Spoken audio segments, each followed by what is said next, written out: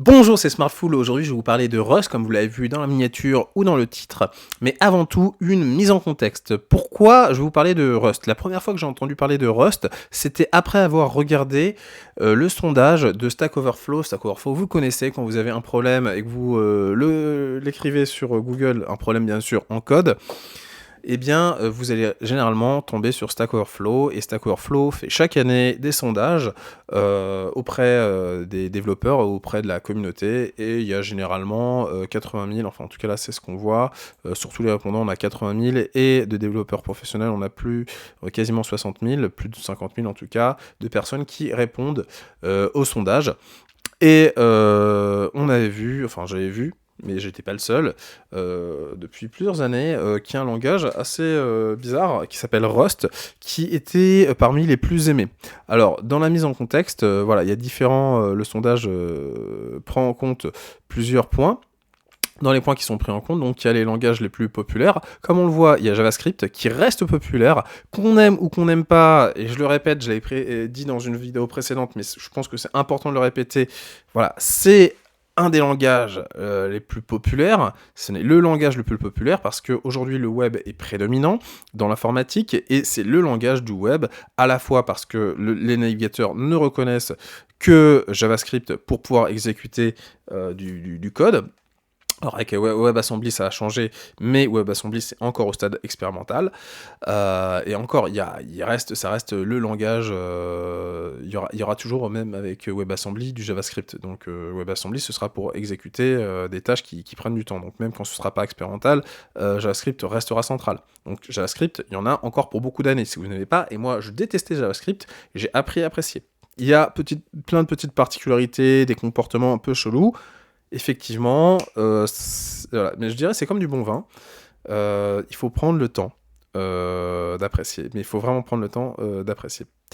Et en plus, aujourd'hui, on a TypeScript, si vous appréciez pas le fait que ce soit pas typé, voilà, et qui a une popularité de plus en plus grande, et qui même, et moi, voilà, je commence à y mettre, non pas parce que j'aime TypeScript, mais parce que professionnellement, je me rends compte qu'il y a de plus en plus d'entreprises qui demandent une maîtrise de TypeScript. Que ce soit pour faire du back ou du front. Et donc, voilà, il y a TypeScript qui vient typer JavaScript. Voilà, et donc, bon, comme on voit, hein, il y a toujours les classiques. Donc, on a bien évidemment Python, qui est un langage toujours très populaire. Excusez-moi. Excusez-moi. Donc Python qui reste très populaire, hein. Bon, HTML, CSS dans le web c'est une évidence, SQL, oui, bah pour les bases de données aussi. Excusez-moi encore. Et on a donc Node.js, c'est du JavaScript. Donc Node.js c'est du JavaScript. Après on a Java, chez Sharp qui reste populaire. Bash Shell, ça dépend. Alors, c'est surtout pour les DevOps. Et on voit que PHP, voilà, même s'il y a plus de 80% des sites qui sont faits en PHP dans le monde, c'est pas hégémonique au niveau de la popularité. Pourquoi? Parce qu'en fait, il y a beaucoup de sites qui sont faits en WordPress, en fait, tout simplement, ou avec des CMS qui sont faits en PHP. Donc voilà, c'est pour ça que. Et puis il y a beaucoup de sites en fait qui sont monolithiques, comme j'avais expliqué. Comme je l'avais expliqué avant, et le PHP reste important pour le monolithique. Par contre, on voit que la popularité, elle n'est pas au top du top. C'est un langage qui, alors comme je l'ai réexpliqué dans des précédentes vidéos, qui se meurt petit à petit parce que on se rend compte qu'il y a de nouvelles architectures qui deviennent populaires, comme celle-ci. Et voilà, on n'est pas obligé d'avoir une API faite en PHP, on peut l'avoir dans différents langages. Et là, qu'est-ce qu'on voit? Oh, j'avais parlé de Rust. Voilà. Donc, on peut avoir des API en Rust. Et là, je vais y venir parce que le but, c'est pas de commenter le sondage. Est-ce que si j'ai mis professionnel? Oui, j'avais mis professionnel hein, pour montrer le truc, donc, mais on voit que c'est à peu près les mêmes résultats en non professionnel. Voilà. Bon, je vais pas commenter le reste, de toute façon je vous mettrai ça en description et vous pourrez regarder. Je vais peut-être faire 2-3 commentaires sur les trucs. Bon, on voit, oui, au niveau des web frameworks, donc là il y a eu un peu moins de 50 000, on voit que React.js c'est important. Après, on a Angular, après, on a Vue. Voilà, donc si vous voulez apprendre un framework pour avoir un métier, voilà, React, il n'y a pas trop à vous poser de questions, voire peut-être Angular, voire Vue. Svelte, c'est uniquement une fois que vous avez un certain niveau. C'est le second, peut-être, que vous allez apprendre. Mais en tout cas, si vous êtes totalement débutant, React, Angular ou Vue. Alors vous allez me dire, oui, mais là, il y a jQuery. jQuery, c'est aussi en train de mourir. Là, je vous le dis à titre d'expérience. jQuery, c'est intéressant si vous travaillez sur un site monolithique. Sinon, voilà. Et il y en a encore beaucoup, il y en a eu beaucoup, donc forcément, il y en a qui sont encore en maintenance. Après, ça dépend. Si vous arrivez dans une entreprise qui fait du monolithique, si vous êtes débutant, vous n'avez pas forcément le choix de travailler sur des stacks ultra modernes. Et c'est toujours cool d'avoir l'expérience, et bah, vous allez apprendre le jQuery. Mais avant d'avoir un boulot, voilà, si vous avez un boulot et que vous faites du jQuery, apprenez pas de React, bien évidemment, si tout est fait en jQuery. Apprenez le jQuery pour bien faire votre taf. Voilà, bon, allez, on va passer ça vite fait. Tac, tac, tac, tac, tac.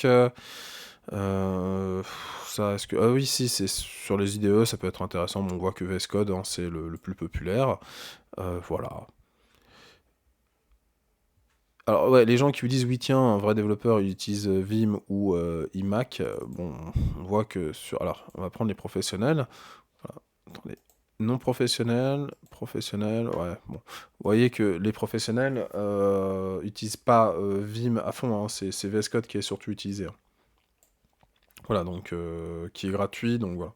Vous faites pas du mal à forcer. Ça peut être très intéressant Vim, mais ouais, c'est un peu lourd à utiliser. Pareil, un point qui était... Alors moi, quand j'étais jeune, on me disait souvent, tiens, un vrai dev, alors là, on est un développeur professionnel sur Stack Overflow, d'accord, c'est pas mon avis. Vous voyez que la majorité développe sur Windows, d'accord. Donc ceux qui vous disent, les vrais devs, les pros, ils travaillent sur Linux. Bon.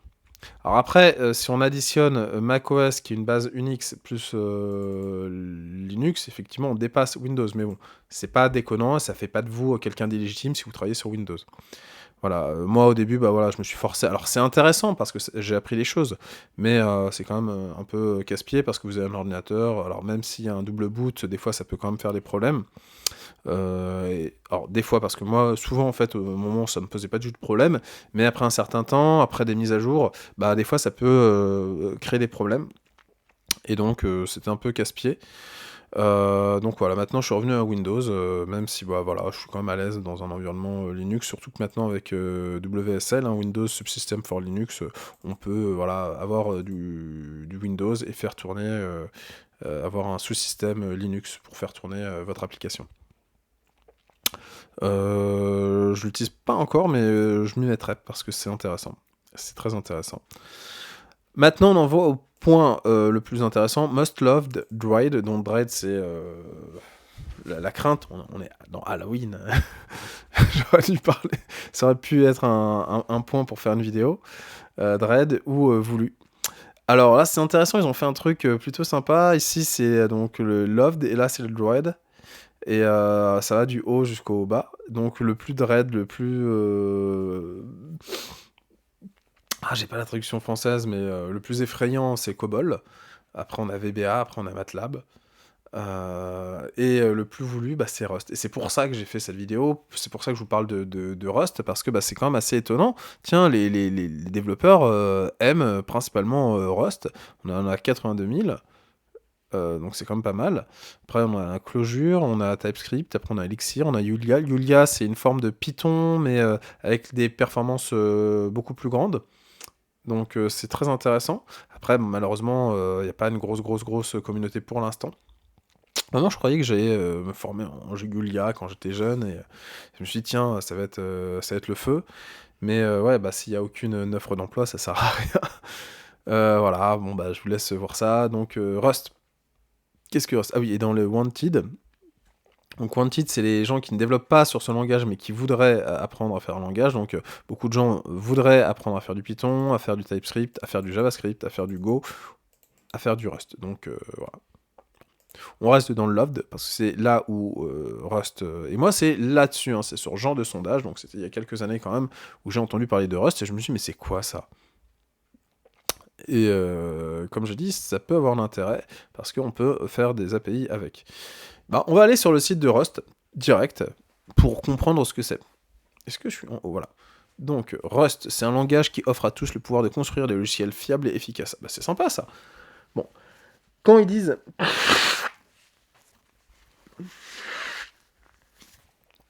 Quand ils disent qu'ils offrent à tous, c'est-à-dire qu'en fait, il y a des choses qui ont été facilitées dans le développement bas niveau. Je reviendrai un peu plus tard là-dessus. Donc, ils disent pourquoi Rust? Pour les performances. Donc, c'est un langage bas niveau qui permet d'avoir des performances aussi rapides qu'un C ou du C++. La fiabilité et la productivité. Donc fiabilité, c'est qu'il y a un système, on va lire tout simplement, Rust est terriblement rapide et économe en mémoire, sans environnement d'exécution ni ramasse-miettes, il peut dynamiser des services à haute performance, s'exécuter dans le système embarqué et s'intégrer facilement à d'autres langages. Donc voilà, niveau performance, le concurrent c'est C++, c'est le langage bas niveau, qui permettent d'agir directement sur la mémoire et donc d'avoir des choses très performantes. La fiabilité, puissant système de typage, modèle d'ownership, Rust garantissant la sécurité de la mémoire, voilà, et ainsi que la sécurité des threads, et vous permettent d'éliminer une nombreuse variété de bugs dès la compilation. Et là, on voit que c'est le point en fait d'intérêt de ça, c'est que pourquoi ils disent langage qui offre à tous le pouvoir de construire des logiciels fiables et efficaces, c'est qu'il y a des mécaniques qui empêchent en fait de faire des erreurs, qui vont générer des bugs ou qui vont pouvoir faire des failles, qui vont faire en sorte que le système sera pas sécurisé. Et donc voilà, c'est quand même embêtant parce que si les hackers arrivent à hacker votre programme, ça peut être embêtant, et donc là il y a des systèmes qui s'assurent de la sécurité de mémoire et qui évitent donc la sécurité des threads, c'est pour la programmation concurrente. Donc si on a plusieurs threads qui fonctionnent en même temps, voilà, on évite qu'il y ait des erreurs, et donc ça permet, voilà, ça facilite les choses. Et là ils disent que Rust dispose d'une excellente documentation, d'un compilateur bienveillant, donc voilà, c'est ça, hein, dès qu'il y a une erreur, en fait c'est le compilateur qui dit tax, il y a une erreur, on n'est pas obligé d'avoir des années et des années d'expérience pour assurer en fait à un client de donner en fait un code qui n'a pas d'erreur, donc ça c'est quand même rassurant à la fois pour le client et à la fois pour le développeur qui pourra en fait tout simplement ne pas générer un code avec des erreurs et emporter la responsabilité. Avec des messages d'erreur utiles, d'un outil de premier ordre, un gestionnaire de paquets, de compilation intégrée, divers éditeurs intelligents avec de l'autocomplétion, bref, ce qu'ils disent c'est qu'il y a tout un tas d'outils pour permettre de coder assez rapidement aussi. À quoi ça sert Rust? Comme on l'a vu, donc c'est un concurrent de C++, donc c'est surtout pour faire des outils de ligne de commande, WebAssembly, j'en ai déjà parlé, mais ça, comme j'ai dit, c'est expérimental, pour des applications de réseau ou la programmation embarquée. Donc voilà, c'est clairement un concurrent à C++. Et ils me disent voilà là qu'il y a Firefox, donc vu que c'est Mozilla qui a porté le projet, forcément il y a Firefox qui a certains points, Dropbox, Cloudflare, et ouais, ils disent là de la startup à la multinationale, du système embarqué à un service web à haute disponibilité, Rust est une excellente solution. Bon, ça c'est la présentation globale que je vais vous faire, bien évidemment. Ce qui est bien, c'est qu'il y a un bac à sable, et là c'est ce que j'ai fait. Donc j'ai écrit, voilà, je m'y connais pas du tout en Rust, hein. Le but de cette vidéo, c'était, moi en amont, de découvrir ce qu'il y avait en Rust.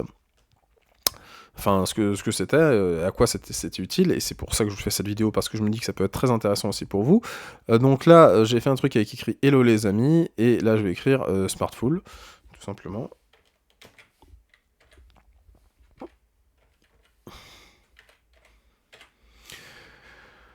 Comme vous voyez, donc là il y a fn pour fonction, main, donc c'est la fonction principale. Je déclare la variable par let, j'écris son nom, je dis que c'est égal à Smartful. Alors les variables sont immutables, alors je sais même pas si on pourrait parler de variable, mais bon, parce que normalement une variable c'est censé varier, mais bon, bref.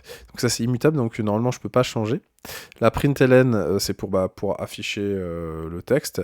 Voilà, hello, ici j'ai mis des crochets pour avoir la valeur de name.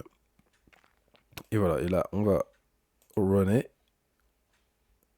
Donc ça c'est, donc voilà, il y a un bac à sable, un sandbox pour pouvoir déjà apprendre un peu le langage, voilà, hello Smartful, ce qui permet, voilà, si on n'a pas envie d'installer, alors l'installation elle me semble assez simple, hein, on fait télécharger un exécutable et suivant. Je le fais pas parce que pour l'instant, j'ai pas de projet, j'ai pas de nécessité à faire du Rust, on l'a vu, hein, c'est pour faire soit des applications système, réseau, des applications en fait en ligne de commande ou de l'embarquer pour l'instant, et comme j'avais dit aussi pour faire des API.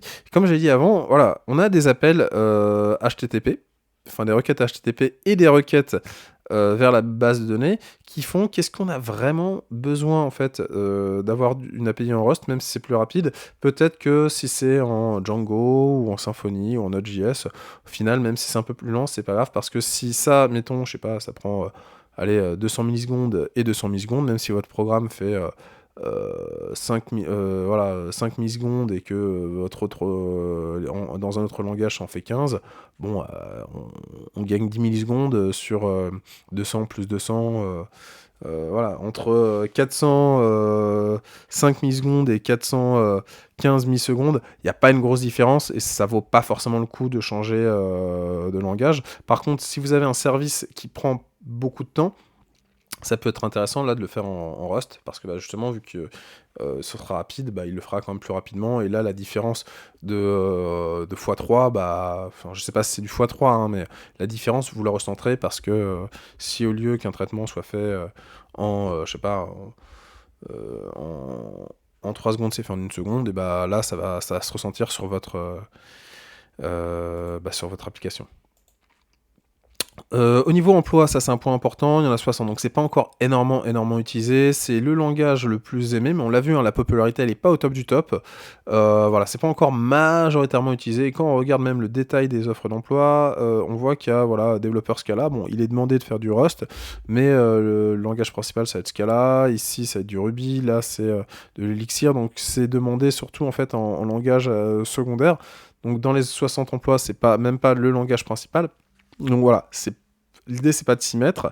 Et on va lire les articles. Voilà, donc je vous avais fait une présentation déjà de ce que dit le site, mais j'ai lu déjà les articles, hein, c'est pour ça que j'ai pu rajouter des éléments en plus. Voilà, ils me disent que c'est bien pour la haute performance et assurer la sécurité en mémoire. C'est bien pour la programmation concurrente. Et ce qui est bien, c'est que vu que c'est populaire, il y a de plus en plus de nouvelles librairies. Et on a une communauté à fond sur ça. Ils disent aussi que Rust a été conçu pour les 40 prochaines années. Donc voilà, comme je dis, je pense que ça va remplacer le C, le C++. Ça permettra d'avoir des programmes plus sécurisés, qui auront moins de failles. Parce que voilà, il y a des sécurités côté mémoire. Et donc voilà, je pense que c'est vraiment un langage, mais pour le futur, aujourd'hui, il n'y a pas énormément de postes. Mais voilà, il faut y penser. Et moi, en tout cas, voilà. Aujourd'hui, je vais pas l'installer, je vais pas faire de choses, mais je garde en tête. Et puis voilà, peut-être que je ferai des petits exercices. On va voir ça à la fin. Il y a des petits exercices qui sont faits, mais pas besoin de l'installer. Autant le faire sur une sandbox. Parce que voilà, si c'est pour faire des petits exercices, en fait, voilà, pas besoin de se prendre la tête. Alors ça peut être aussi un exercice d'installer un programme chez soi, mais je trouve que quand on installe un logiciel chez soi, le but c'est quand même de l'utiliser, pas de l'utiliser 2 secondes ou une fois tous les 3 mois. Bon, on va voir là-dessus. Donc ça c'est un programme. Alors bien évidemment, vous aurez tout ça dans la description. Introduction à Rust, voilà, donc comme ils le disent, Rust c'est un langage bas de niveau typé statiquement, c'est-à-dire qu'il n'y a pas un typage dynamique comme par exemple peut l'être le Python où on va écrire voilà ma variable c'est égal à je sais pas name et puis on va écrire un nom, une chaîne de caractères et il sait que c'est une chaîne de caractères, non, il faut lui dire que c'est une chaîne de caractères. Alors là je crois que je l'ai pas fait. Mais bon, je suis pas un spécialiste encore de ça. Bon, c'est statiquement typé en tout cas. Si on lui donner un type, il faut le dire. Ça va pas le faire tout seul. Alors c'est bizarre parce que normalement, je sais qu'en Python, ce genre de choses, ça fonctionne pas. Alors si ça fonctionne, mais parce que là en fait, il devine que c'est une chaîne de caractères pour le mettre en fait dans un où il caste quelque chose, mais bon, peu importe. Bon, statiquement typé, tac, tac, tac, voilà, focus sur la sécurité et les performances, voilà, ça résout un problème de C++, par rapport en fait aux erreurs de mémoire et aux problèmes en fait de programmation concurrente. Qu'est-ce qu'ils nous disent que no segfault. Alors Rust on-chip system analyse. Voilà, donc ils disent qu'ils s'analysent les problèmes en fait de management de la mémoire.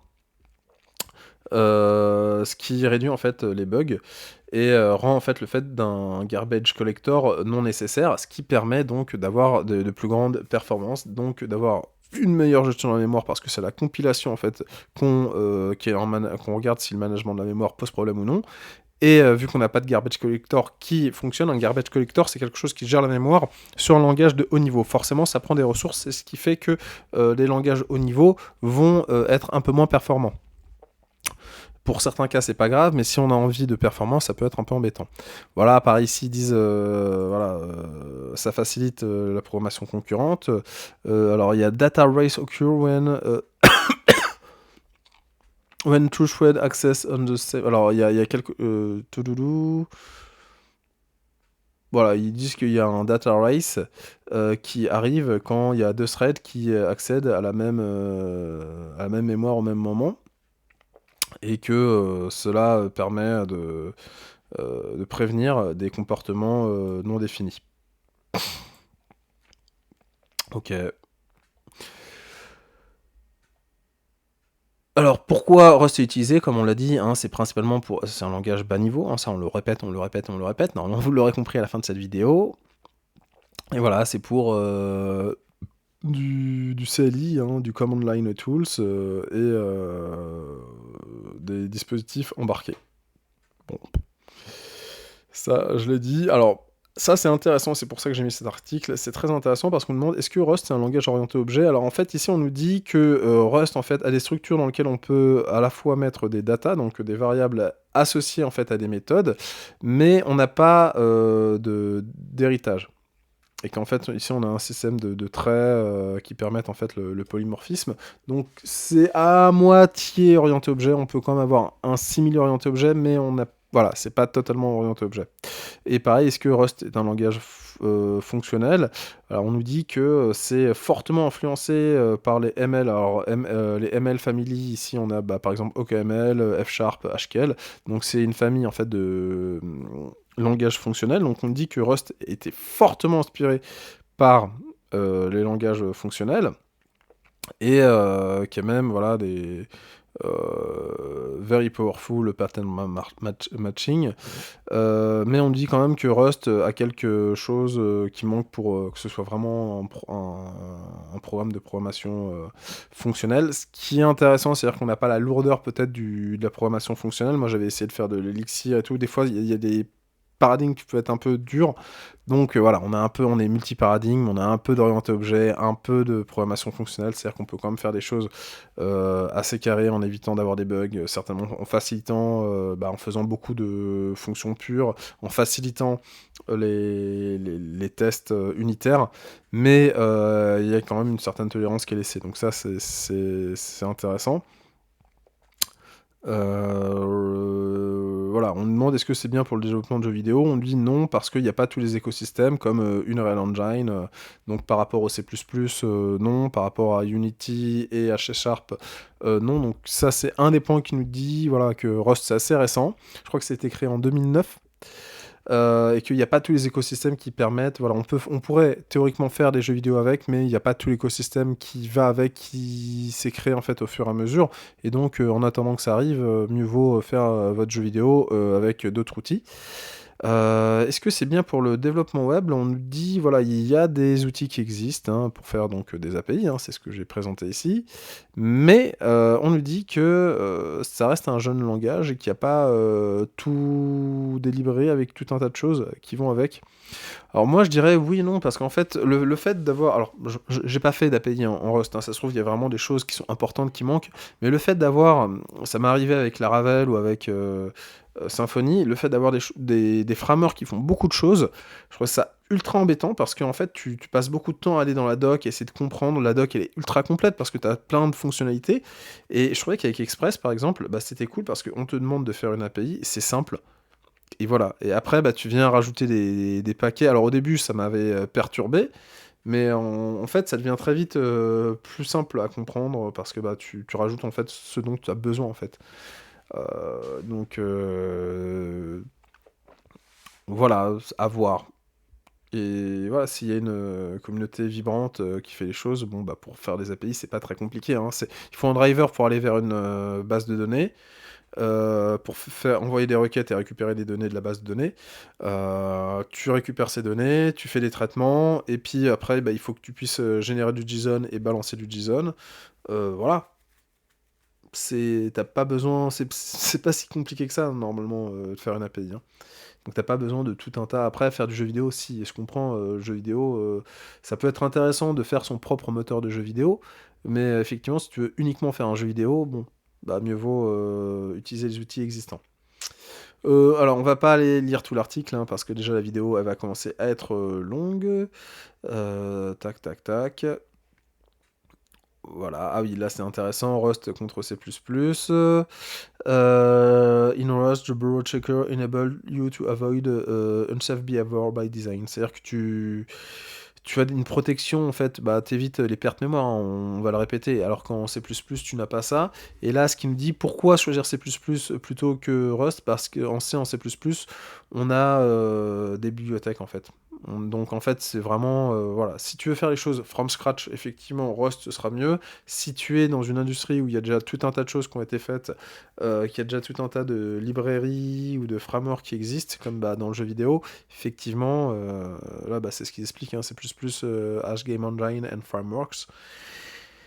Voilà, mais bon, si c'est que ça va, hein. Si on considère que le seul avantage du C++, c'est tout l'écosystème qui a été créé avant, bon, bah, autant se mettre voilà, dans notre temps libre sans espérer avoir de taf, hein, à faire du Rust. En tout cas, moi, comme je vous l'ai dit, c'est ce que je vais faire un peu. Je vais faire un peu de Rust petit à petit pour voir voilà, si un jour j'en ai besoin, savoir l'utiliser parce que bah, je me dis, ouais, bah, pour faire ne serait-ce des robots, pour faire ne serait-ce des traitements, ou même peut-être dans le futur des API, ce sera intéressant.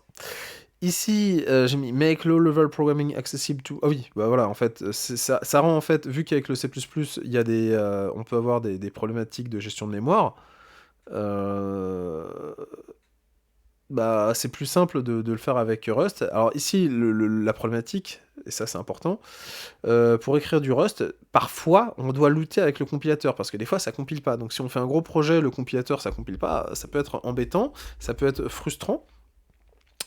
Alors que bah, ça va compiler plus rapidement avec du C, C++. Le problème, c'est que bah, vous allez avoir un code qui va être pas forcément sécure. Après, effectivement, si c'est pour des petits projets perso qui vont pas tourner sur... Voilà, qui craignent pas, si c'est pour faire un petit, je sais pas, un petit jeu en ligne de commande pour apprendre, effectivement, ça peut être un peu dur de galérer à comprendre les messages du compilateur. Donc voilà, ça c'est un point important à dire. Est-ce qu'en tant que débutant, il faut s'y mettre? Je sais pas. Je vais pas vous dire non, apprenez le C, le C++ d'abord. Je sais pas, ça peut être intéressant de commencer directement avec Rust peut-être, mais bon. Suivez un cours en tout cas, je pense que c'est bien d'être guidé. Moi j'en fais pas, moi je dis pas ça pour moi. Ceux qui font des cours en Rust seront contents que je les conseille d'aller vers ça, mais je pense que ça, à mon avis, il y a des petits points qui peuvent être un peu compliqués, et si on apprend pas mal de trucs dès le départ, à mon avis on évite pas mal de points de frustration. Là pareil, il nous parle de WebAssembly, on va passer. Et voilà, bah, moi, sur le coup, je me disais, ouais, ce qui peut être sympa, c'est de faire, voilà, sur les sandbox, des petits exercices. Là, il me parle par exemple de FizzBuzz. Voilà, pour commencer à utiliser en fait la syntaxe, à comprendre à peu près comment ça fonctionne. Après, voilà, moi, je vais le faire assez rarement, hein. C'est pas, j'ai pas l'intention de faire de gros projets là-dessus, donc voilà, je ferai peut-être un petit FizzBuzz ou des petits exercices comme ça sur une sandbox comme celle-ci. Voilà. Bah, c'était la présentation de Rust qui me semblait importante. Je vais résumer. Est-ce que c'est important de faire du Rust c'est pas vital. C'est important de garder un œil dessus, de s'entraîner peut-être à faire des petits trucs. Et voilà, moi je vous conseille avant tout, si vous êtes débutant, d'aller sur du JavaScript. Et voilà. J'espère que vous aurez apprécié cette vidéo, cette découverte. N'hésitez pas à en apprendre encore plus hein, sur Rust et faire part de vos découvertes dans les commentaires. C'était Smartful, à bientôt.